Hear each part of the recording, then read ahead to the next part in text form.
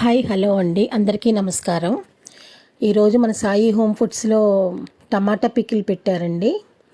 మనము టమాటా పికిల్ అనేది పాత పద్ధతిలోనే పెడతామండి.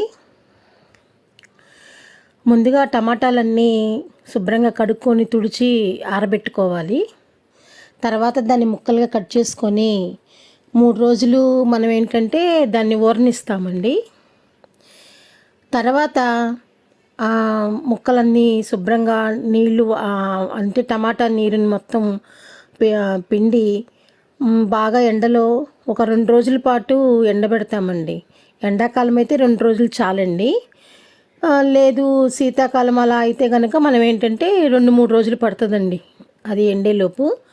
తర్వాత దాన్ని శుభ్రంగా కిందకి తీసుకొచ్చి గ్రైండర్లో కారము అవన్నీ కలిపి రుబ్బి తాలింపులు పెడతామండి.